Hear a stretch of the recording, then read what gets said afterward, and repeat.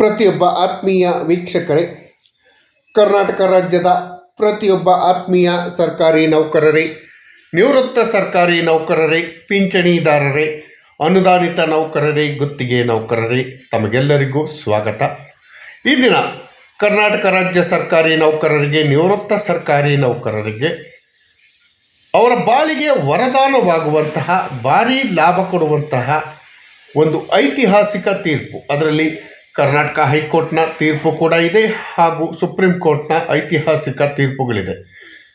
ಈ ತೀರ್ಪುಗಳು ಪ್ರತಿಯೊಬ್ಬ ಸರ್ಕಾರಿ ನೌಕರರು ತಮ್ಮ ಕಷ್ಟದಿಂದ ದೂರ ಆಗೋಕ್ಕೆ, ಅವರ ಜೀವನಕ್ಕೆ ಅತ್ಯಂತ ಅವಶ್ಯಕವಾದಂತಹ ಭಾರೀ ಲಾಭ ಕೊಡುವಂತಹ ತೀರ್ಪುಗಳು.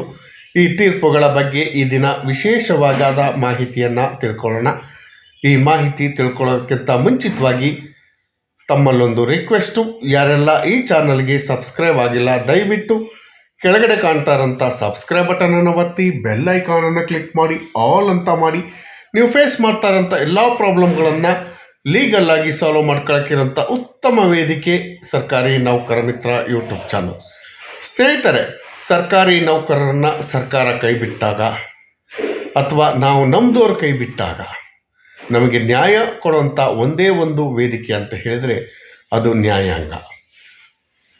ಸರ್ಕಾರಿ ನೌಕರರ ಹಕ್ಕುಗಳ ಬಗ್ಗೆ, ಅವರಿಗಿರುವಂಥ ಸೌಲಭ್ಯಗಳ ಬಗ್ಗೆ ಕರ್ನಾಟಕ ಹೈಕೋರ್ಟ್ ಹಾಗೂ ಸುಪ್ರೀಂ ಕೋರ್ಟ್ ಒಂದು ಮಹತ್ವದ ತೀರ್ಪನ್ನು ನೀಡಿದೆ. ಆ ತೀರ್ಪು ಏನು ಅಂತ ವಿವರವಾಗಿ ತಿಳ್ಕೊಳ್ಳೋಣ.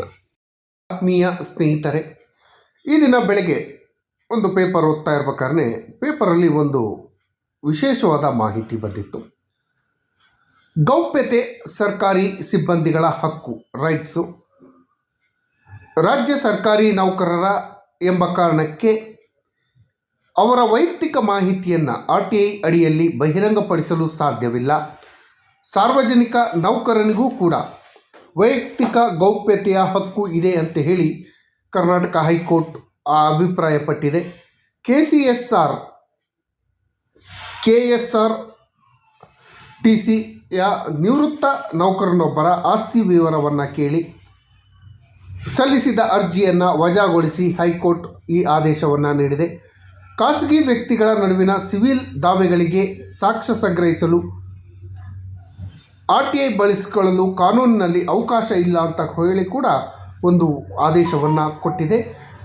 ಈ ಆದೇಶದ ಬಗ್ಗೆ ವಿವರವಾಗಿ ಚರ್ಚೆ ಮಾಡೋಣ ಅನ್ನೋ ಉದ್ದೇಶಕ್ಕಾಗಿ ಈ ದಿನ ಅದನ್ನು ವಿವರವಾದ ಚರ್ಚೆಯನ್ನು ಮಾಡ್ತಾಯಿದ್ದೀನಿ, ವಿವರವಾದ ಮಾಹಿತಿಯನ್ನು ಕೊಡುವಂಥ ಕೆಲಸವನ್ನು ಮಾಡ್ತೀನಿ. ಕರ್ನಾಟಕ ಹೈಕೋರ್ಟ್ ಹಾಗೂ ಭಾರತದ ಸರ್ವೋಚ್ಚ ನ್ಯಾಯಾಲಯ, ಸುಪ್ರೀಂ ಕೋರ್ಟ್ನ ವಿವಿಧ ತೀರ್ಪುಗಳ ಪ್ರಕಾರ ಗೌಪ್ಯತೆಯ ಹಕ್ಕು, ರೈಟ್ ಟು ಪ್ರೈವಸಿ, ಸರ್ಕಾರಿ ನೌಕರರಿಗೂ ಕೂಡ ಅನ್ವಯಿಸುವ ಮೂಲಭೂತ ಹಕ್ಕು ಆಗಿದೆ ಅಂತ ಹೇಳಿ ತಿಳಿಸಿದೆ. ಸರ್ಕಾರಿ ನೌಕರರಾದ ತಕ್ಷಣ ವೈಯಕ್ತಿಕ ಜೀವನದ ಎಲ್ಲ ಹಕ್ಕು ಇಲ್ಲವಾಗುವುದಿಲ್ಲ ಅಂತ ಹೇಳಿ ನ್ಯಾಯಾಲಯ ಸ್ಪಷ್ಟಪಡಿಸಿದೆ.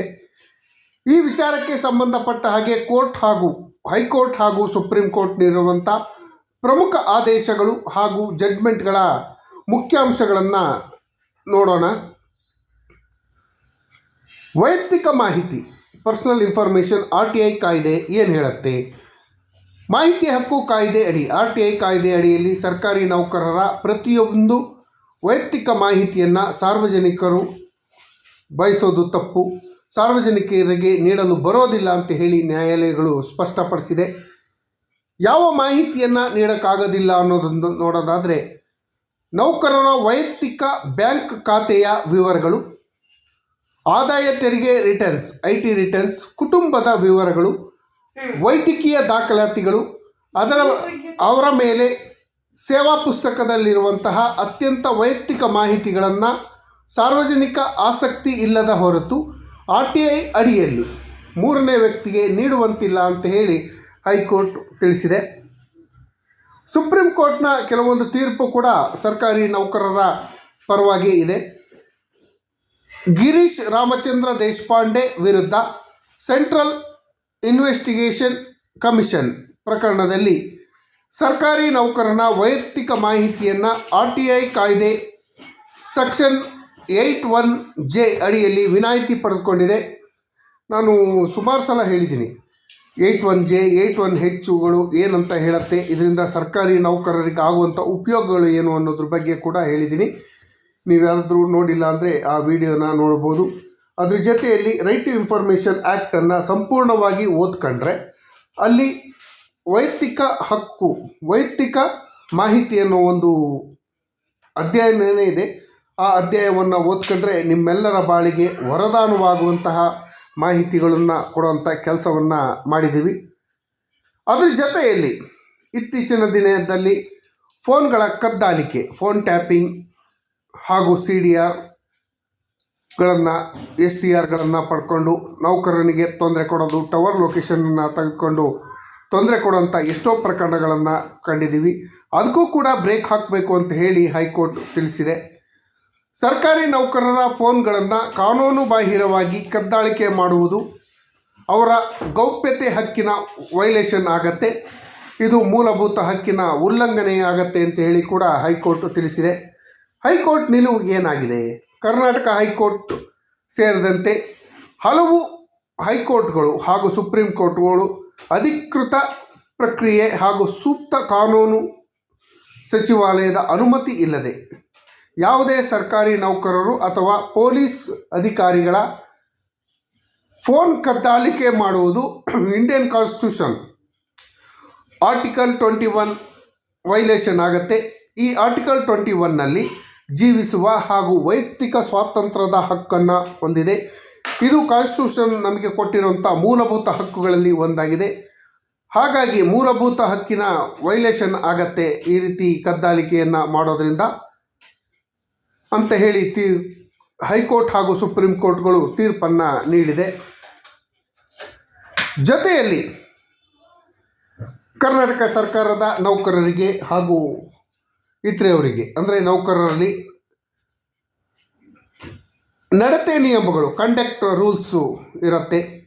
ಈ ಕಂಡಕ್ಟ್ ರೂಲ್ಸು ಇದೆ ಅನ್ನೋ ಮಾತ್ರಕ್ಕೆ ವೈಯಕ್ತಿಕ ಹಕ್ಕುಗಳನ್ನು ಕೊಡಬೇಕು ಅನ್ನೋದು, ವೈಯಕ್ತಿಕ ಹಕ್ಕುಗಳನ್ನು ಉಲ್ಲಂಘನೆ ಮಾಡಬೇಕು ಅಂತ ನಿಯಮಗಳಿಲ್ಲ. ಸರ್ಕಾರಿ ನೌಕರ ಸರ್ಕಾರದ ನಡತೆ ನಿಯಮಗಳು, ಕಂಡಕ್ಟ್ ರೂಲ್ಗೆ ಬದ್ಧರಾಗಿರಬೇಕು. ನಿಜವಾದರೂ ಕೂಡ ಸರ್ಕಾರಿ ನೌಕರರಿಗೂ ಕೂಡ ಖಾಸಗಿ ಜೀವನ ಸಂಪೂರ್ಣ ನಿಯಂತ್ರಣಕ್ಕೆ ಸರ್ಕಾರಕ್ಕೆ ಒಳಪಟ್ಟಿಲ್ಲ. ಸರ್ಕಾರದ ಕೆಲಸಗಳಿಗೆ ಸಂಬಂಧಿಸಿದಂತೆ ಕಂಡಕ್ಟ್ ರೂಲು ಅಪ್ಲೈ ಆಗುತ್ತೆ. ಆದರೆ ಸರ್ಕಾರಿ ನೌಕರ ತನ್ನ ವೈಯಕ್ತಿಕ ಜೀವನದಲ್ಲಿ ಬಂದಾಗ ಈ ಕಂಡಕ್ಟ್ ರೂಲ್ಗಳು ಅಪ್ಲೈ ಆಗೋದಿಲ್ಲ. ಅವರಿಗೆ ಭಾರತ ಸಂವಿಧಾನ ಕೊಟ್ಟಂಥ ಎಲ್ಲ ಹಕ್ಕುಗಳು, ಮೂಲಭೂತ ಹಕ್ಕುಗಳು ಅವರಿಗೂ ಕೂಡ ಅನ್ವಯ ಆಗತ್ತೆ. ಹಾಗಾಗಿ ಇದು ಕಂಡಕ್ಟ್ ರೂಲ್ ಆಧಾರದಲ್ಲಿ ನಾವು ಮಾಹಿತಿಗಳನ್ನು ಕೊಡ್ತೀವಿ ಅನ್ನೋದು ಕೂಡ ತಪ್ಪಾಗತ್ತೆ. ವೈಯಕ್ತಿಕ ಸಂಬಂಧಗಳ ಬಗ್ಗೆ ಮಾಹಿತಿಯನ್ನು ಕೊಡುವಂತಿಲ್ಲ. ಸರ್ಕಾರಿ ನೌಕರನ ವೈವಾಹಿಕ ಜೀವನ, ವಿವಾಹ ಅಥವಾ ಸಂಬಂಧಗಳ ಕುರಿತು ಇಲಾಖೆ ತನಿಖೆ ನಡೆಸುವಾಗ ಅದು ಅವರ ಕರ್ತವ್ಯದ ಮೇಲೆ ಪ್ರಭಾವ ಬೀರದ ಹೊರತು ಸರ್ಕಾರ ಯಾವುದೇ ಕಾರಣಕ್ಕೂ ಹಸ್ತಕ್ಷೇಪ ಮಾಡುವಂತಿಲ್ಲ. ಸರ್ಕಾರಿ ನೌಕರನ ವೈಯಕ್ತಿಕ ಜೀವನ, ವಿವಾಹ, ಆತನ ಸಂಬಂಧಗಳ ಕುರಿತು ಯಾವುದೇ ಮಾಹಿತಿಗಳನ್ನು ಕೊಡುವಂತಿಲ್ಲ ಅಂತ ಹೇಳಿ ಕೂಡ ತಿಳಿಸಿದೆ. ಸರ್ಕಾರ ಯಾವುದೇ ಹಸ್ತಕ್ಷೇಪ ಮಾಡೋಂಗಿಲ್ಲ, ಇಂಟರ್ಫಿಯರ್ ಆಗಂಗಿಲ್ಲ ಅಂತ ಹೇಳಿ ನ್ಯಾಯಾಲಯಗಳು ತಿಳಿಸಿದೆ. ಪ್ರಮುಖವಾಗಿ ಸರ್ಕಾರಿ ನೌಕರರಿಗೆ ರಕ್ಷಾ ಕವಚವಾಗಿರೋದು ಇಂಡಿಯನ್ ಕಾನ್ಸ್ಟಿಟ್ಯೂಷನ್ ಅಂತಲೇ ಹೇಳ್ಬೋದು. ಭಾರತ ಸಂವಿಧಾನದ 21ನೇ ವಿಧಿಯಡಿಯಲ್ಲಿ ದೇಶದ ಪ್ರತಿಯೊಬ್ಬ ನಾಗರಿಕನಿಗೂ ಪ್ರಜೆಗೂ ಕೊಡುವಂತಹ ಗೌಪ್ಯತೆಯ ಹಕ್ಕು, ರೈಟ್ ಟು ಪ್ರೈವಸಿ, ಎಲ್ಲರಿಗೂ ಸಮಾನವಾಗಿ ಅನ್ವಯಿಸುತ್ತೆ. ಸರ್ಕಾರಿ ನೌಕರರಿಗೆ ಅನ್ವಯಿಸೋದಿಲ್ಲ ಅನ್ನೋದು ತಪ್ಪಾಗತ್ತೆ. ಆದರೆ ಅವರು ಅಧಿಕೃತ ಕರ್ತವ್ಯ ಲೋಪ, ಭ್ರಷ್ಟಾಚಾರ ಅಥವಾ ಸಾರ್ವಜನಿಕ ಹಿತಾಸಕ್ತಿಗಳಿಗೆ ಸಂಬಂಧಪಟ್ಟ ಹಾಗೆ ವಿಷಯದಲ್ಲಿ ಈ ಗೌಪ್ಯತೆಯನ್ನು ಸಂಪೂರ್ಣವಾಗಿ ಸಮರ್ಥಿಸಲಾಗದು ಅಂತ ಹೇಳಿ ಕೂಡ ಹೇಳಿದೆ. ಸರ್ಕಾರಿ ನೌಕರನ ವಿರುದ್ಧ ಗಂಭೀರ ಆರೋಪಗಳನ್ನು ಬಂದಾಗ, ಭ್ರಷ್ಟಾಚಾರದ ಆರೋಪ ಬಂದಾಗ, ಸಾರ್ವಜನಿಕ ಹಿತಾಸಕ್ತಿಗೆ ಸಂಬಂಧಪಟ್ಟ ಹಾಗೆ ತನಿಖೆಗಳಿಗೆ ಇದನ್ನು ಉಪಯೋಗಿಸ್ಕೊಳ್ಳೋಕ್ಕೆ ಅವಕಾಶ ಇದೆ. ಯಾವುದೇ ನಿರ್ದಿಷ್ಟ ಪ್ರಕರಣವನ್ನು ಇತ್ತೀಚೆಗೆ ತೀರ್ಪು ಅಥವಾ ಇಲಾಖಾ ನಿಯಮಗಳ ಬಗ್ಗೆ ತಿಳಿಯಲು ಬಯಸಿದ್ರೆ ಈ ಚಾನಲ್ನನ್ನು ಸಬ್ಸ್ಕ್ರೈಬ್ ಮಾಡ್ಕೊಳ್ಳಿ. ಸರ್ಕಾರಿ ನೌಕರರು, ನಿವೃತ್ತ ಸರ್ಕಾರಿ ನೌಕರರು, ಪಿಂಚಣಿದಾರರಿಗೆ ಉಪಯೋಗ ಆಗುವಂತಹ ಹೈಕೋರ್ಟ್ ಹಾಗೂ ಸುಪ್ರೀಂ ಕೋರ್ಟ್ನ ಜಡ್ಜ್ಮೆಂಟ್ಗಳನ್ನು ಕೊಡ್ತಾ ಹೋಗಿದ್ದೀನಿ. KCSR ನಿಯಮದ ಬಗ್ಗೆ ಪ್ರತಿಯೊಂದು ಮಾಹಿತಿಗಳನ್ನು ಅಪ್ಡೇಟನ್ನು ಕೊಡ್ತಾ ಇದ್ದೀನಿ. ಹಾಗಾಗಿ ಪ್ರತಿಯೊಬ್ಬರು ಈ ಚಾನಲ್ಗೆ ಸಬ್ಸ್ಕ್ರೈಬ್ ಮಾಡ್ಕೊಳ್ಳಿ, ನಿಮ್ಮ ಸ್ನೇಹಿತರಿಗೂ ಶೇರ್ ಮಾಡಿ. ಧನ್ಯವಾದಗಳು. ಈ ಎಲ್ಲ ತೀರ್ಪಿನ ಸಾರಾಂಶ ಏನಂದರೆ, ಸರ್ಕಾರಿ ನೌಕರರಾದ ತಕ್ಷಣ ಅವರ ಎಲ್ಲ ಹಕ್ಕುಗಳು ಮನ್ನಾ ಆಗೋದಿಲ್ಲ. ಅವರಿಗೆ ಭಾರತ ಸಂವಿಧಾನ ಕೊಟ್ಟಂಥ ಎಲ್ಲ ಹಕ್ಕುಗಳು, ಮೂಲಭೂತ ಹಕ್ಕುಗಳು ಸರ್ಕಾರಿ ನೌಕರರಿಗೂ ಅನ್ವಯ ಆಗತ್ತೆ. ಹಾಗಾಗಿ ಸರ್ಕಾರಿ ನೌಕರರ ವೈಯಕ್ತಿಕ ಮಾಹಿತಿಗಳನ್ನು ಯಾವುದೇ ಕಾರಣಕ್ಕೂ ಬಹಿರಂಗಪಡಿಸಬಾರ್ದು. ಗೌಪ್ಯತೆ ಸರ್ಕಾರಿ ನೌಕರರ ಹಕ್ಕು ಅಂತ ಹೇಳಿ ಸುಪ್ರೀಂ ಕೋರ್ಟ್ ಹಾಗೂ ಹೈಕೋರ್ಟ್ಗಳು ತಿಳಿಸಿದೆ. ಇದರಿಂದಾಗಿ ವಿನಾಕಾರಣ ಯಾರ್ಯಾರೋ ಅರ್ಜಿಗಳನ್ನು ಬರೆಯೋದು, ರೈಟ್ ಇನ್ಫಾರ್ಮೇಷನ್ ಆ್ಯಕ್ಟಲ್ಲಿ ಮಾಹಿತಿಯನ್ನು ತೆಗೆದುಕೊಂಡು ಸರ್ಕಾರಿ ನೌಕರರು ಹಾಗೂ ಅವರ ಕುಟುಂಬ ವರ್ಗದವರಿಗೆ ತೊಂದರೆ ಕೊಡುವಂತಹ ಕೃತ್ಯಗಳಿಗೆ ಕಡಿವಾಣ ಬೀಳುತ್ತೆ. ಇದು ಎಲ್ಲ ಸರ್ಕಾರಿ ನೌಕರರ ಬಾಳಿಗೆ ವರದಾನವಾಗುವಂತಹ ಮಾಹಿತಿ ಅಂತ ಹೇಳ್ತಾ, ಈ ಮಾಹಿತಿ ಇಷ್ಟ ಆಗಿದ್ದರೆ ದಯವಿಟ್ಟು ಕೆಳಗಡೆ ಕಾಣ್ತಾ ಇರೋಂಥ ಸಬ್ಸ್ಕ್ರೈಬ್ ಬಟನನ್ನು ಒತ್ತಿ, ಬೆಲ್ ಐಕಾನನ್ನು ಕ್ಲಿಕ್ ಮಾಡಿ, ಆಲ್ ಅಂತ ಮಾಡಿ. ನೀವು ಫೇಸ್ ಮಾಡ್ತಾ ಇರೋಂಥ ಎಲ್ಲ ಪ್ರಾಬ್ಲಮ್ಗಳನ್ನು ಲೀಗಲ್ ಆಗಿ ಸಾಲ್ವ್ ಮಾಡ್ಕೊಳ್ಳೋಕ್ಕಿರೋಂಥ ಉತ್ತಮ ವೇದಿಕೆ ಸರ್ಕಾರಿ ನೌಕರ ಮಿತ್ರ ಯೂಟ್ಯೂಬ್.